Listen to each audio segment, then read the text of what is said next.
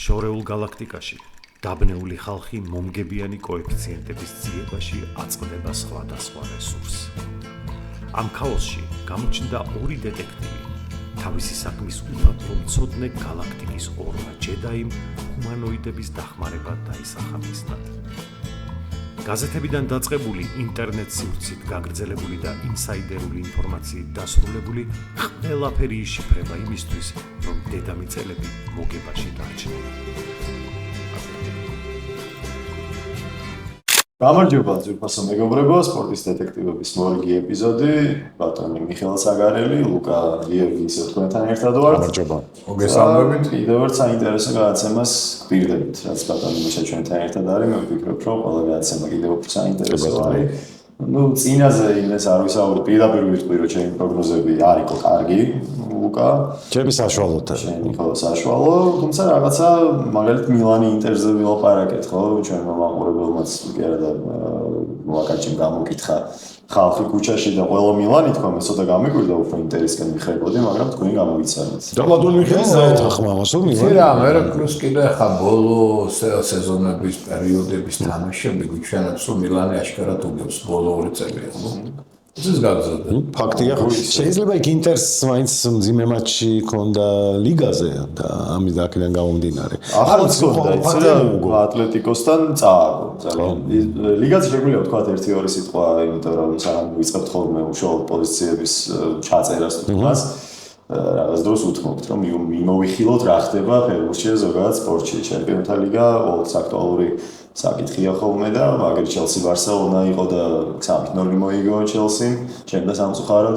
აქ ლივერპულის ამბავი არის, გამიხარდა გუშინ მამარდაშვილი იყო კარში, ვალისონი ისევ აყავდა ლივერპულს, მაგრამ შავი დღე აყარა პერსონ და ბოლო 11-დან 9 თამაში აქვს ლივერპულს აგებული, მაგრამ სლოტი ჯერ ისევ არ მიდის და აი ლივერპულზე თუ შეიძლება, იმიტომ რომ ამ სეზონის წინ იმდენად გაძლიერდა გუნდი, ჯერ ისედაც ხოლმე რა კარგი გუნდია, ხო პრემიერ-ლიგა მოიგეს და დაფინალდნენ წინა სეზონში და უფრო გაძლიერდნენ და ყველა ელოდა ძალიან ბევრი შემადგენელი თუ ექსპერტი ამბობდა, რომ თავარი ფავორიტი როგორც ინგლისში ისე ჩემპიონთა ლიგაზე არის ლივერპული.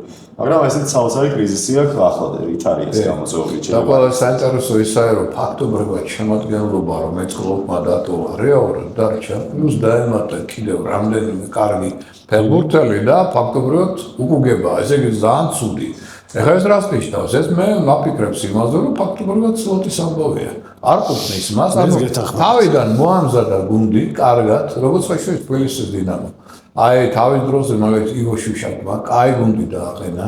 მერე გადაულოცა გეგუჩაძეს, გეგუჩაძემ შეძლო მერე ეგერ ევროპის თაზე კიდე გუნდის გაყვანა შემდეგ ეტაპზე, არაფერ თუ აწყობილი იყო სისტემა, ტაქტიკა, ყველაფერი აქაც შაიბარა კლოპისგან და კლოპი რამდენი წელი იყო ხო ლივერპულში სისტემა იყო კარგად მუშაობდა.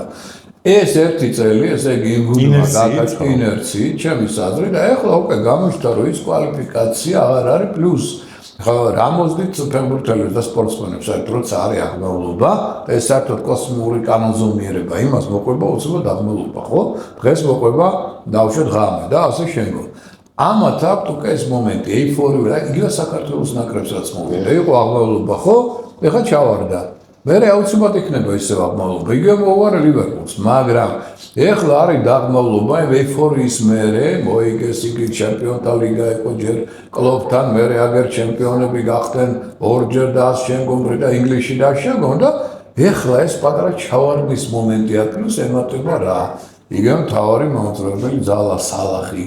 ინფორმაცია აღარ არის, წლები ემოხება. აი ეს ერთად მეფლი რო არის, ალბათ სწორედ მაგის. სხვათა შორის გარინევილმა თქვა, გარინევილს ლივერპული დიდად არ უყვარს და ის რომ მუშაობს იქ ერთ-ერთ არხზე, კარაგერი, ნერვილი, კიდე ბევრი სხვა ლინეკები და ამ შემდეგ და ნევილმა თქვა ეგეთი ანუ სლოტის ბრალია ის რომ პირველ რიგში წინა სეზონში როცა პრემიერ-ლიგის დასრულებამდე 2 ტურით ადრე გახდა ლივერპული ჩემპიონი მთელი გუნდი ადგა და წავიდა იბიცაზე.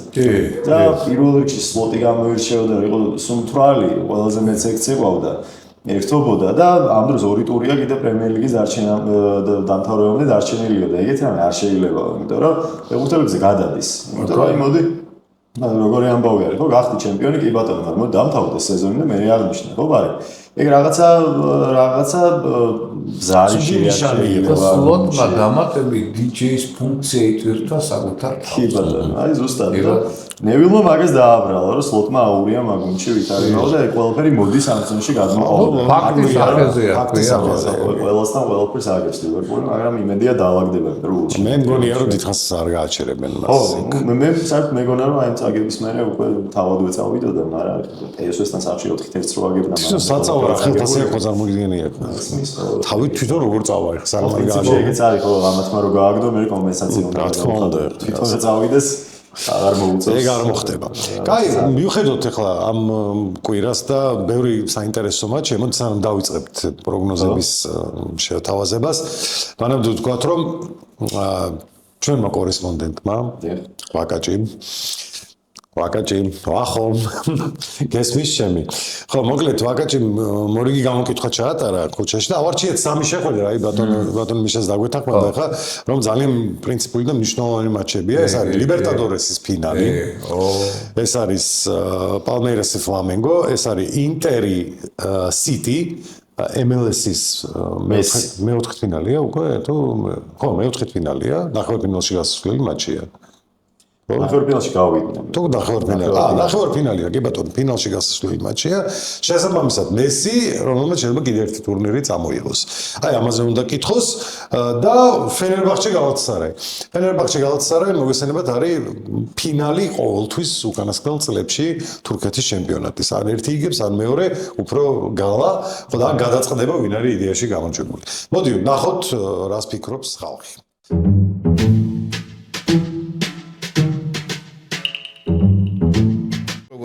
მე უნტერ ხახინგმა გამისხა. ინტერი, მაიამი, ნიუ-იორკ სიტი. ინტერში მესი. ნიუ-იორკ სიტი. ინტერ მაიამი. სიტი მოიგებს მაინც? ხო. მესის მოუგებენ? მაიამის ჩამოთამაშოს მესი ხო, ინტერ, მაიამი და ნიუ-იორკ სიტი, რომელი მოიგებს? ინტერ მაიამი. გალათასარაი და ფენერბახჩე, გალათასარაი, რომელი? გალათასარაი. ფენერბახჩე, მათ ხო შოთი თამაშობდა, შოთი აჩები. ხო და კიდე ერთი რამეა რა.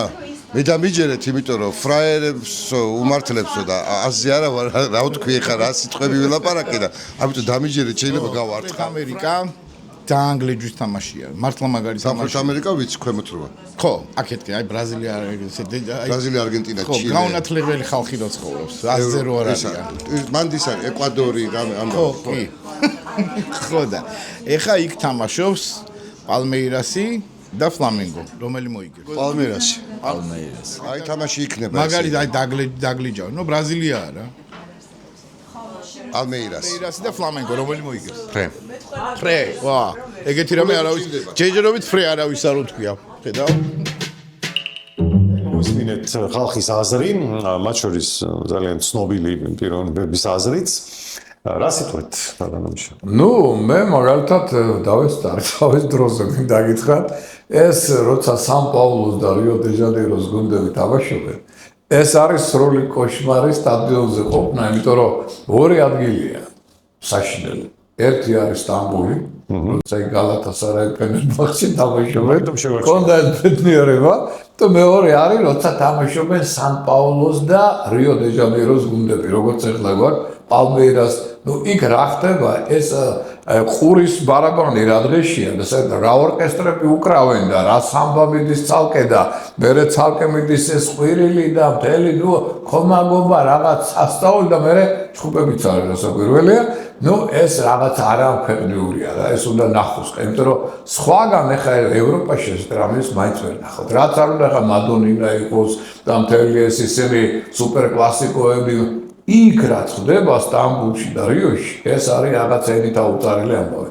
და ამიტომ როგორ გითხრათ ახლა შემოკარგებო, მე წმინდა ასტროლოგიური კუთხით, ესე იგი პალმეირასი დაბადებულია ქალწული ზოდიაქოს ნიშნით, ხოლო მორიელია ფლამენგო და რადგან ჯერჯერობით, რადგან ჩვენ ახლა მაინც გვაქვს ეს ნოემბრის გამოძახილი, მე ვთვლი რომ ფლამენგოს უნდა კონდეს უკეთესი ახლა შანსები წარმატებისა, თუმცა პალმეირასი რო უძლიერესი გუნდია რა თქმა ლაპარაკი, მაგრამ გონია რომ რატომაც ფლამენგომ შეიძლება ახლა ვარსკვლავები ასე ხო რაღაც ესეთი სურპრიზი შეიძლება სერიაში სხვათა შორის სამხრეთ ამერიკის მასშტაბით რო ეს ორი საუკეთესო გუნდია ამ ეტაპზე ჩანს ბრაზილიის ჩემპიონატში და ლიბერტადორესის გამოჩნდა ისინი გავიდნენ ფინალში.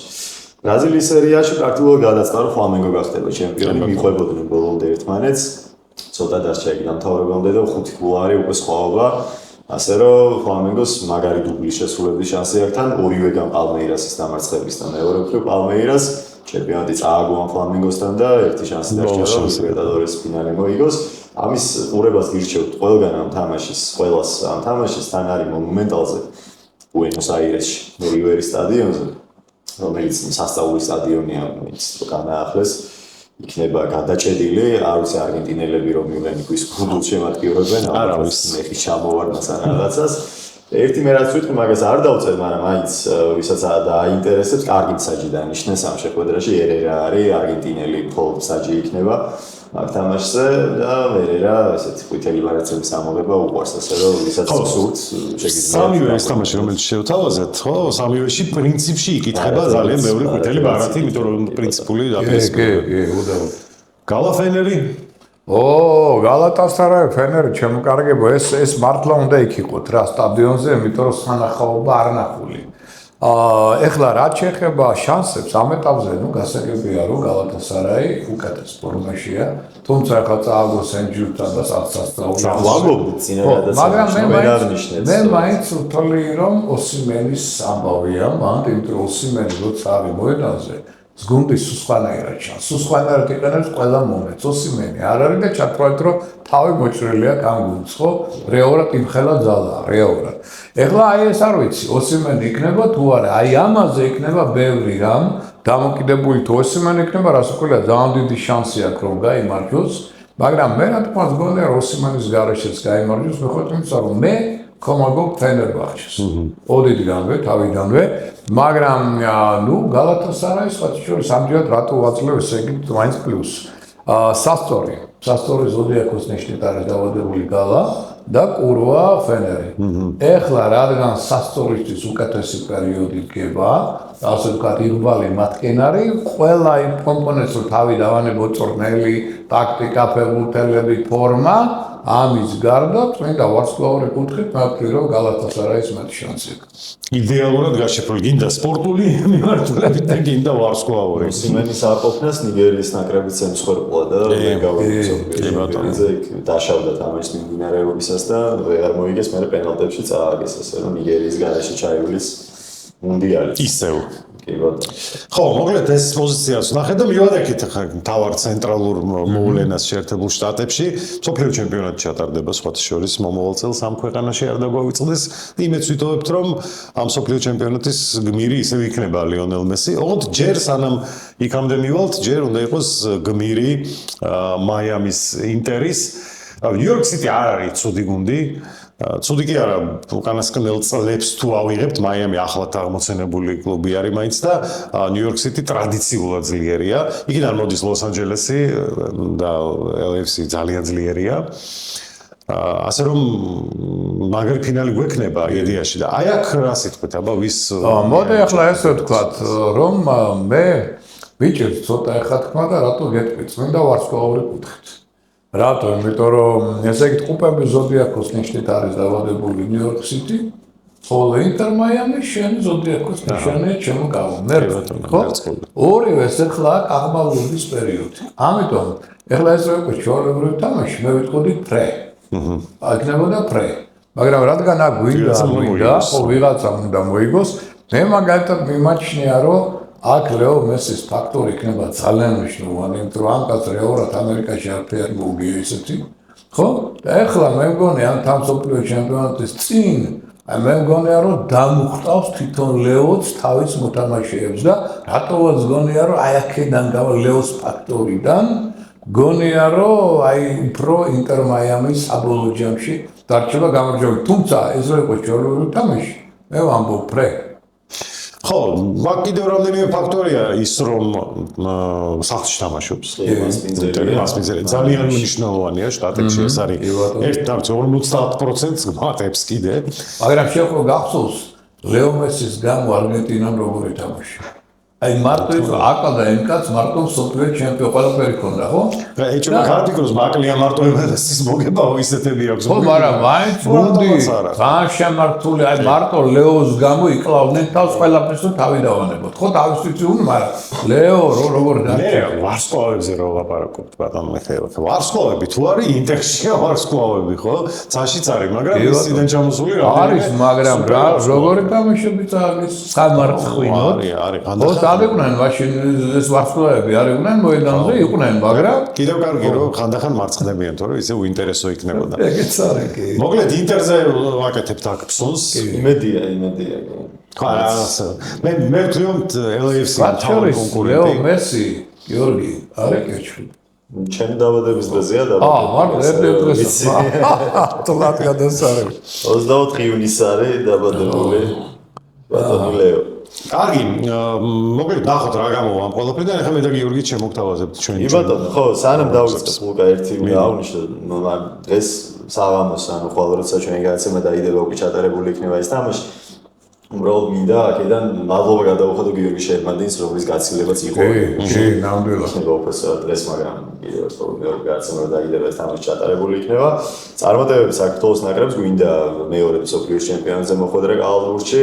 თორნიკე შენგელია ჩამოვიდა აგერ გუშინ წინ თამაში ითამაშა ევროლიგაზე ბარსელონას შემადგენლობაში და მეორე დღეს უკვე საქართველოს ნაკრების შემადგენლობაში ითამაშა უკრაინასთან გვქონდა ეს თამაში და ესპანეთში გვექნება მეორე მატჩი და იმედი დავიტოვოთ რომ ჩვენები მსოფლიოზე მოხვდებიან და შერმანდის კიდევ ერთხელ მადლობა იმიტომ რომ ნამდვილი ლეგენდაა ეს კაცი დამსახურებული აპლოდისმენტები ეკუთვნის კარიერის გარიჟრაჟზე თავიდან ორჯერ მოიგო ევროლიგა და ბოლო წლებში აგერ ესპანეთის ჩემპიონატის MVP გახდა ეგეთი ინდივიდუალური მიღწევა არც ერთ სხვა ქართულ გალათბურთელს არ ქონია რომ ევროპის საუკეთესო ჩემპიონატის MVP გახდეს პირადად ინდივიდუალურ ჯილდოზე ვამბობ და ნაკრებშიც ძალიან დიდი დამსახურებები აქვს ასე რომ მადლობა შერბანდის და ახლა შეგვიძლია დავიწყოთ ჩვენი პოზიციების ჩაწერა დაიწყოთ და დავიწყოთ დავიწყებთ უნდა კაი დაიწყო მოდი დაწყებაზე თუ გვაქვს დაიწყო მსოფლიო ჩემპიონატი ხელბურთში ქალთა შორის მაგრამ მოდი საწყის ტურებს გამოვტოვებ მაინც ძალიან ბევრი ფავორიტი ხდება. ცოტა უინტერესო დაპირისპირებებია თავიდან. კი, თავიდან არის. ამიტომ მე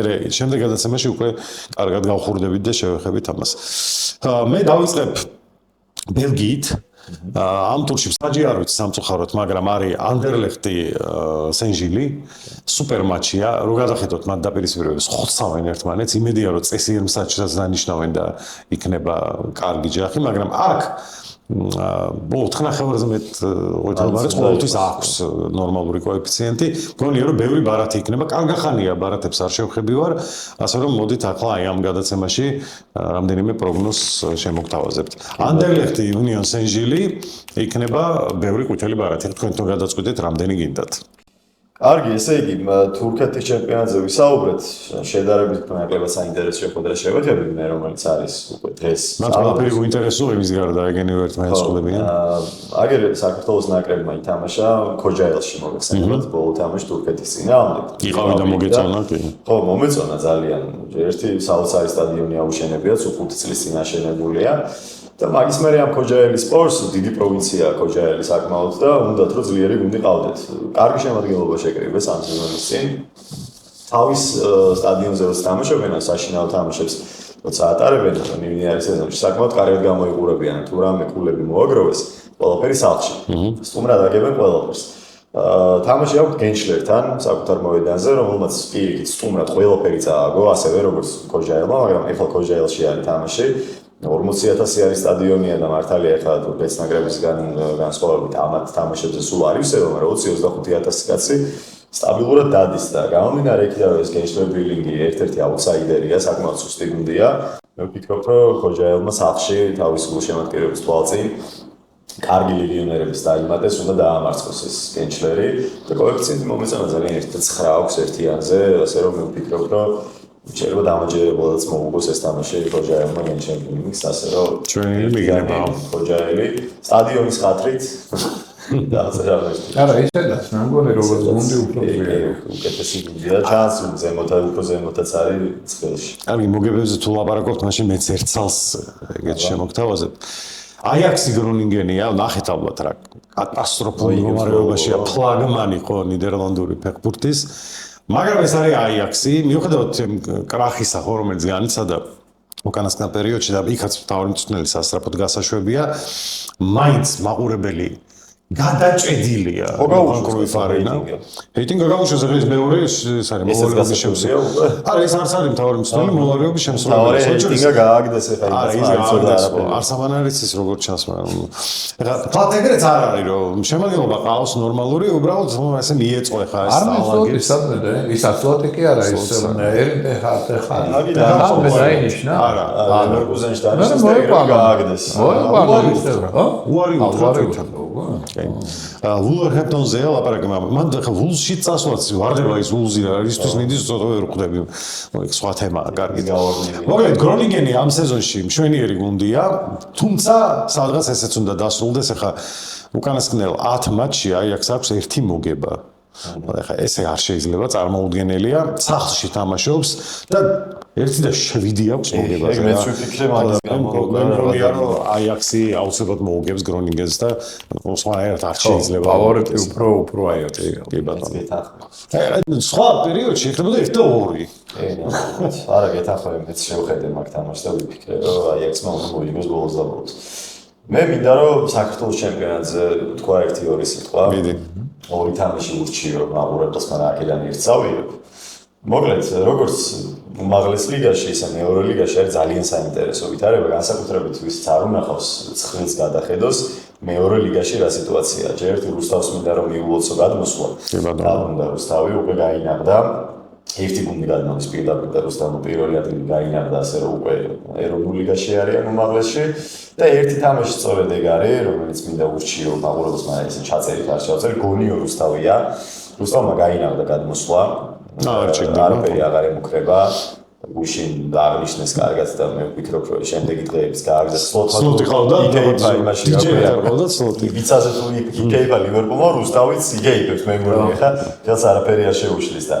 გონიოს რაც შეეხება ამ გუნდის ამბიციები გვახსოვს ჩვენ დაიწყეს ქვედა ლიგიდან კარგი ფეხბურთელები დაიმატეს და მიზანი იყო რომ ყოველ წელს ერთით მაღლა უნდა ასულიყო და საბოლოოდ ეროვნულ ლიგაში აღმოჩენილიყო. ეგ ეგრე არ გამოვა, იმიტომ რომ გონი ვარდება აქედან, სადაც ამოვიდა, მაგრამ ჯერ კიდევ აქვს ჩანსი რომ იბრძოლონ დარჩენისთვის. ეს თამაში თუ მოიგეს, შეიძლება გადათამაშებაში მოხდნენ პლეი-აუთში, მაინც დარჩნენ ამ ქვედა ლიგაში.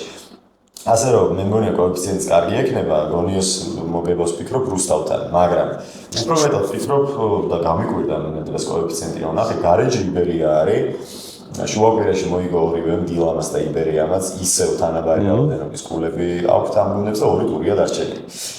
გორის დილა ხდება ფოთის კოლხეთს რომელიც გავარდნილია სამწუხაროდ უკვე ეროვნული ლიგიდან, ასე რომ დილა წესი ძალიან ადვილად მოიგებს ამ თამაშს. გარეჯი წესი მოხდება პლეი-აუთში. რაღაც პატარა შანსი 4 ქულიანი ჩამორჩენა აქვს და პატარა შანსი რომ პირდაპირ დარჩენ მაინც არის, მაგრამ არ მგონია რომ ამ ეს შანსი გამოყენებადი იყოს, ასე ვთქვათ, იმიტომ რომ კონკურენტიც იქ რაღაცას მოიგებს ბოლო ტურში და იბერიას 1-2 აქვს გარეშთან. ანუ ეს თამაში თუ ვერ მოიგო იბერიამ დიდი შანსია რომ ჩემპიონობა დაკარგოს. ასე რომ ვფიქრობ, რომ ამ ხელ მე მგონი რომ დააკლდება კიდევაც სანამ ეგ თამაში მოვა. მე ვფიქრობ, რომ იბერიამ გარეჯი აუცილებლად უნდა სასწრაფოდ გამოიყენეს. საშინელ დაპირისპირება ქონდა დინამოსთან, ახლა შუაკვირაში 1-0 მოიგო, ბოლო წუთებში გაიტანა, იქ ბევრი ყვითელი წითლები იყო, რა ვიცი. იბრძოლეს დინამო თბილისს მოუგეს და სხვათა შორის მაგის გარდა კიდე დინამო ტორპედოც არის ამ ტურში თბილისში. მან ბარათანი. მან არ ვიცი.